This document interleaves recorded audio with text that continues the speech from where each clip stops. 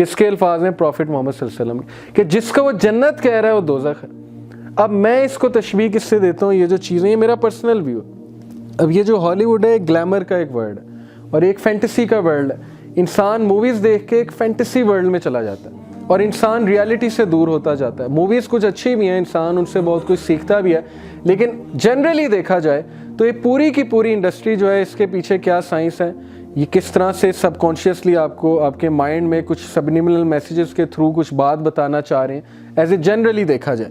ये जो है प्ले बॉय, ऑब्वियसली आजकल कितना ग्लैमर है, सुपर मॉडल्स, और ये मूवीज़ में जो ख़वातीन दिखाई जाती हैं। गेम्स ऑफ थ्रोन्स जो है वो कितनी आजकल फेमस एक सीरीज़ है, शुक्र है मैंने नहीं देखी और कभी भी नहीं देखी, लेकिन आजकल मतलब लोग ने स्टैंडर्ड बना लिया। लोग कहते हैं गेम्स ऑफ थ्रोन्स नहीं देखी तो तू बंदा ही नहीं, यानी कि तू कोई कूल बंदा नहीं है। अब ये किस तरह का स्टैंडर्ड है? इसी तरह YOLO, you only live once, ये लाइफस्टाइल एक स्टैंडर्ड डिफाइन कर दिया कि party, without party you are a boring person, और तुम बोरिंग हो।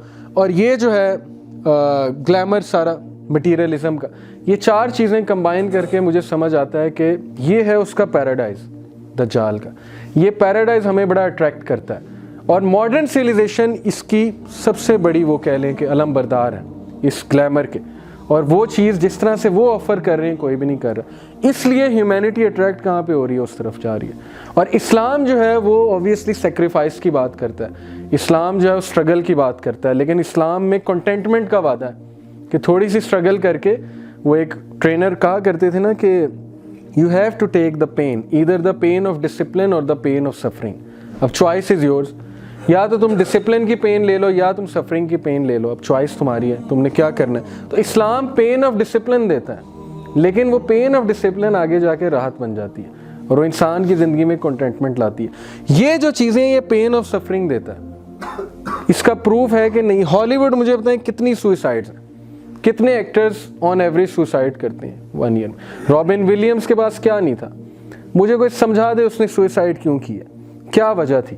कोई साइकोलॉजिकल इशू था, उसके पास हर चीज़ थी। कर्ट कोबेन ने सुसाइड क्यों किया? बच्चियाँ उसके आगे पीछे थी, सबको साइकोलॉजिकल इशू था, वो डिप्रेशन। साइकोलॉजिकल इशू क्यों बना?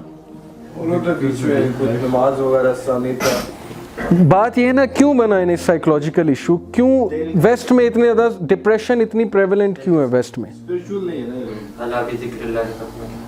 हमें तो इस्लाम ये कहता है ना, लेकिन थोड़ा सा हम ग्रास रूट लेवल पे जाके देखें तो सबसे ज़्यादा इस वक्त प्रेवलेंट डिजीज़ है major depression, according to World Health Organization. ये 2014 का सर्वे है। क्या वजह है, क्यों मेजर डिप्रेशन इतनी प्रेवलेंट है वहाँ पे वेस्टर्न कंट्रीज़ में? ये क्वेश्चन बनता है। वो प्रोग्रेस की बात करते हैं, सोशल प्रोग्रेस कुछ भी नहीं है उनकी, और ये एक्सपर्ट्स बात करते हैं इस पे।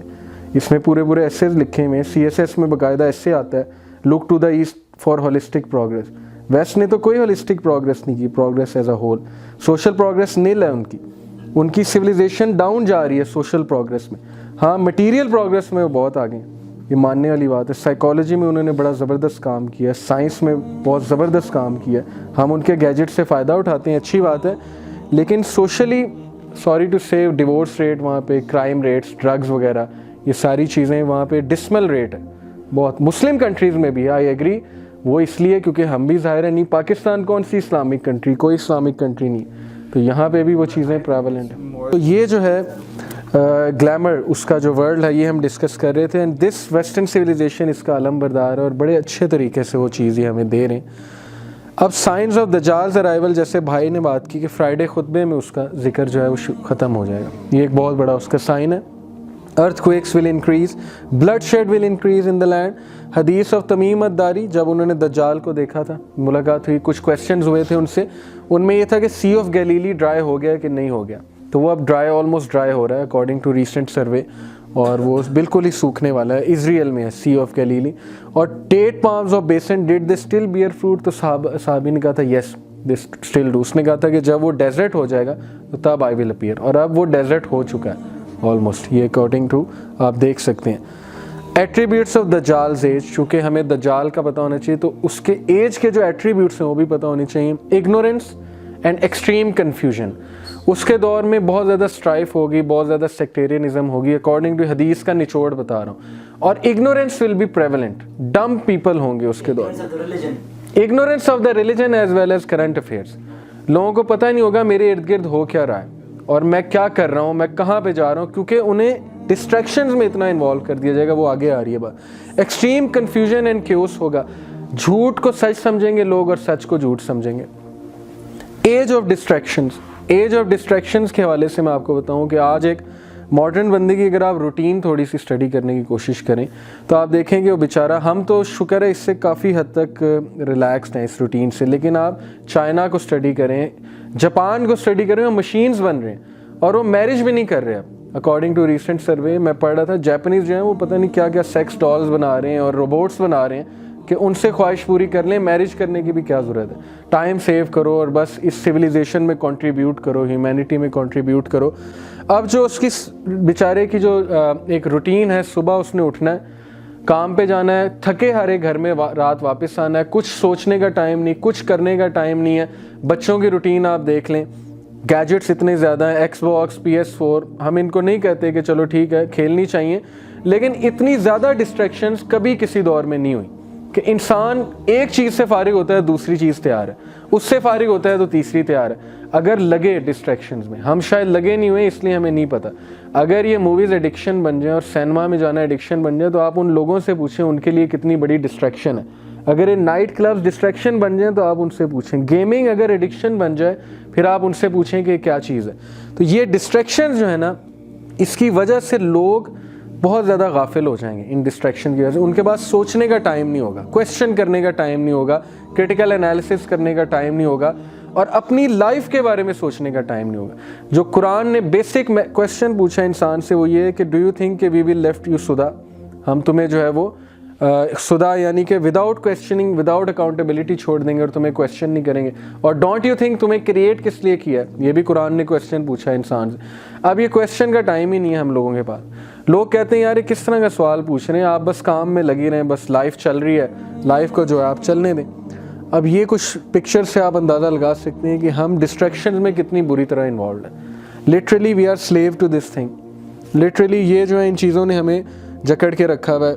ये जो है पोर्नोग्राफी एडिक्शन ने और ये मूवीज़ की एडिक्शन ने और ये लैपटॉप की एडिक्शन ने, यूजेज की एडिक्शन ने, गेमिंग की एडिक्शन ने हमें जकड़ के रखा हुआ है लिटरली।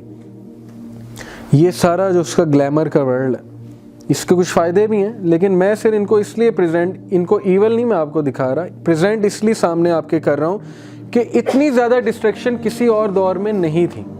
इससे हम कंक्लूड ये कर सकते हैं कि दज्जाल का टाइम जो है बहुत ज़्यादा करीब है, क्योंकि डिस्ट्रैक्शंस बहुत ज़्यादा हैं आज के दौर में। हदीस में आता है कि अब ये कॉन्सर्ट्स आप देख लें, गोरों की रूटीन आप देख लें तो आपको समझ नहीं आएगी कि कर क्या रहे हैं। उनके पार्टी पार्टी पार्टी और जो लोग फुल इस लाइफस्टाइल से गुजार रहे हैं। हमें तो कुछ वैल्यूज़ हमारी ज़िंदा है इसलिए हमें एहसास नहीं होता। आप वेस्टर्न कंट्रीज़ में जाएं आपको पता लगेगा कि वो कितनी डिस्ट्रैक्शन में एक गोरा इन्वॉल्व है। टीवी सीरीज़ एक ख़त्म हुई दूसरी शुरू हो गई, वो ख़त्म हुई मूवी आ रही है, पूरे कैलेंडर में लिखा हुआ है कि आज ये मूवी है, कल ये मूवी है, वीकेंड पे ये लग रही है, हमने मूवी देखने जाना। तो भाई स्पिरिचुअल डेवलपमेंट का टाइम कहाँ है? आप स्ट्रेटजी नहीं बना सकते मैंने स्पिरिचुअली अपने आप को कैसे ग्रो करना है, जब all you are doing is materialism. तो उनकी सिविलाइजेशन बाकायदा बिल्कुल उस तरफ जा रही है और आहिस्ता आहिस्ता हम भी जा रहे हैं। अब ये जो चीज़ें हैं, मतलब ये बहुत बड़ी डिस्ट्रैक्शन है।